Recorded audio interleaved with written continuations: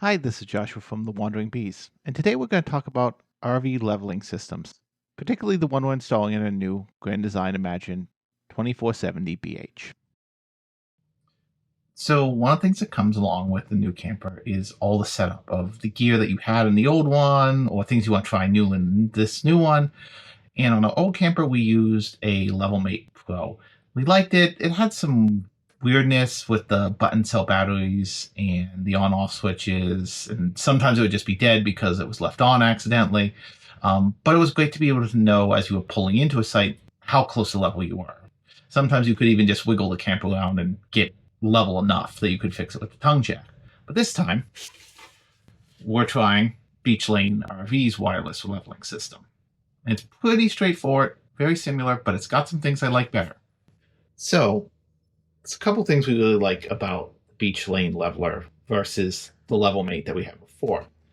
It is a little bigger form factor wise, but it's always on and it uses AA batteries, which you tend to normally have some laying around and you're not trying to find one of those weird coin cell batteries.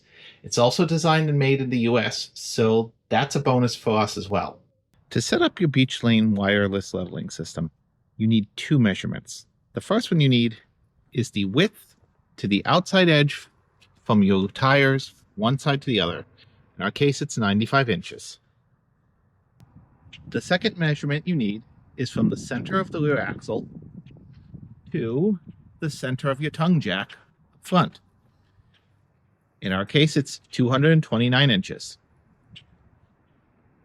The one other thing you need to do to set up your unit at this point is to level your camper using traditional methods. Make sure it's as level as possible using a bubble level, because you'll be setting the unit to tell it what level is.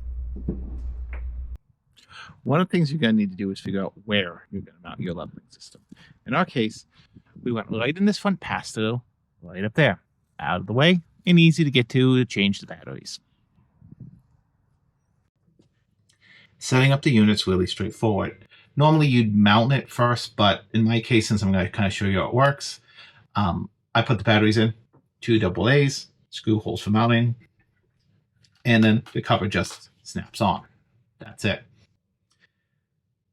The next step for setup is pretty straightforward.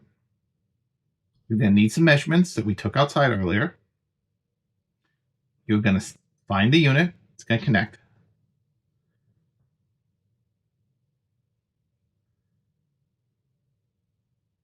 You're going to tell it that you're going to set the level. In our case, we're picking a travel trailer. We took this measurement outside with 229 inches. We are 95 across the back. And now, as the unit moves around, you can see, it corresponds to the roll or the pitch of the unit.